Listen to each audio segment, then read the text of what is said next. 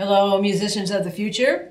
It's me again, Ms. Ruth, volunteering with the public schools in Oakland, California.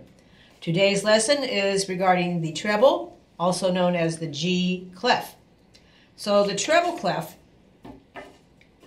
is going to be something that we put, an insignia that we put onto our staff.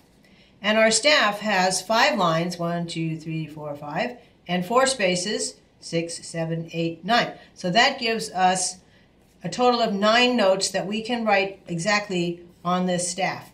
And those 9 notes, in the case of the treble clef, would be starting at this E, right above middle C, and going F, G, A, B, C, D, E, up to this F, which is the second F higher than middle C. Here's the first one, and there's the second one.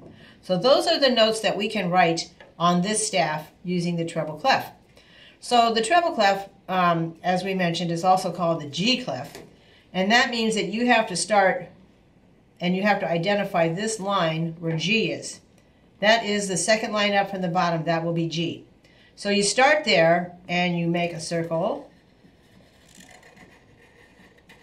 which fills the space between this line and delineates right where G is because it's surrounding G. And of course, that doesn't look like much compared to this. So we're going to go on and zoom around up here like this and make a loop-de-loop up there, come straight down and make the hook at the bottom. And that is the G clef, my dear friends. And if you think that's a little tricky to make, you are not the only one, because these are some examples of the G clefs, and these were made by adults who were famous composers and musicians of their time. So the only ones that look kind of reasonable, here's one, you can see the cross where G is right there, and maybe this one, but the rest of them are pretty sketchy. So what happens, you see, with the G clef is these lines cross, and there is G, bingo, right there. So it really does mark the place where G is located.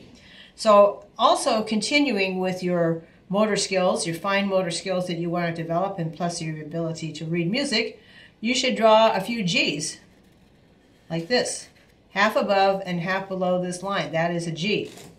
And you can draw the G with a stem on it.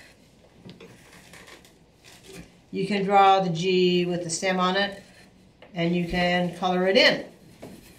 And each time you do this, it changes the value of G.